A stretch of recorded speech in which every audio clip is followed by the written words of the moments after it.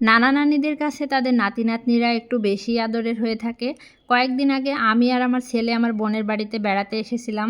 তার দু একদিন পরে আমার আব্বা মাও এসেছে। আর এইদিকে আমার আব্বা মাকে আসতে দেখে আমার বোনের মেয়ে, আমার ছেলে সবাই নানির কোলের মধ্যে বসে পড়েছে আদর খাওয়ার জন্য।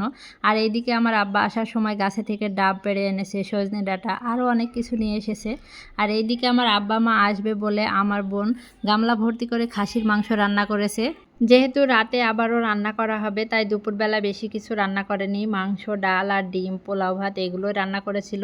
তো দুপুরে এই যে আমার ছেলেকে আর ওর মেয়েকে খেতে দিচ্ছিল আমার বোন, আর এদিকে আমি একটু ভিডিও করছিলাম। বিয়ের পরে দুই বোন যখন আলাদা শ্বশুর বাড়িতে চলে যায় তখনই বোঝা যায় মায়ের পেটের বোনের কত মায়া মহব্বত। এক জায়গায় হলে কত আনন্দ হয়, কত গল্প হয়। আর আমি যেহেতু ঢাকায় চলে যাব কয়েকদিন পরে, এই জন্য আমার বোন বারবার বলছিল বেড়াতে আসার জন্য। তো আপনারা সবাই দেখেছেন আমার ভিডিওতে আমার বোনের একটা ছোট বাবু হয়েছে, মূলত ওকে দেখার জন্যই আসা, আর ওর কাছে কিছুদিন থাকবো, সময় কাটাবো।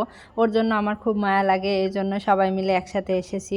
তো আমি যেহেতু কয়েকদিন আগে এসেছি, আমি আগেই চলে যাব, আমার আব্বা মা কয়েকদিন থাকবে। আর সন্ধ্যার পরে এই যে আমরা সবাই মিলে একটু চা করে খেলাম। আর চায়ের রঙটা ভিডিওতে কালো দেখাচ্ছে কেন জানি না।